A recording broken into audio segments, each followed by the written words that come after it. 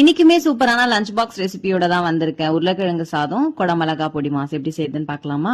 ஒரு பாத்திரத்துல எண்ணெய், கடுகு, சீரகம், ஒரு வெங்காயத்தை சேர்த்து பொன்னிறமா வதக்கிக்கோங்க. வேக வச்ச உருளைக்கிழங்கு, கொஞ்சமா பட்டாணி சேர்த்துக்கலாம். பட்டாணி ஆப்ஷனல் தான், இருந்ததுனால நான் ஆட் பண்ணிக்கிட்டேன். தேவையான அளவு உப்பு, 1 டேபிள் ஸ்பூன் மிளகாய் தூள், 1/2 டேபிள் ஸ்பூன் அளவு மல்லித்தூள், 1/4 டேபிள் ஸ்பூன் அளவு கரம் மசாலா சேர்த்து எல்லாம் நல்லா ஒரு 2 நிமிஷம் போல எண்ணெயிலே வதக்கிடுங்க. இப்ப அரை தக்காளி மட்டும் இது கூட சேர்த்து மிக்ஸ் பண்ணிக்கிறேன். தக்காளி லைட்டா ஸ்மாஷ் ஆகி வந்ததுக்கு அப்புறமா வடிச்சு அரை வச்சு வச்சிருக்க சாதத்தை சேர்த்து எல்லாத்தையும் நல்லா மிக்ஸ் பண்ணிக்கோங்க.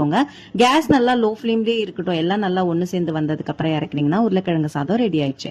கேப்சிகம் பொடிமா செய்யறதுக்கு எண்ணெயில ஒரு வெங்காயம், ஒரு கேப்சிகம் சேர்த்து ராஸ்மெல்லாம் போற வரைக்கும் வதக்கிக்கோங்க. ஒரு 3 முட்டையை உடச்சி ஊத்தி எல்லாம் நல்லா ஒண்ணு சேர்ந்து வர வரைக்கும் ஸ்கிராம்பிள் பண்ணிக்கலாம்.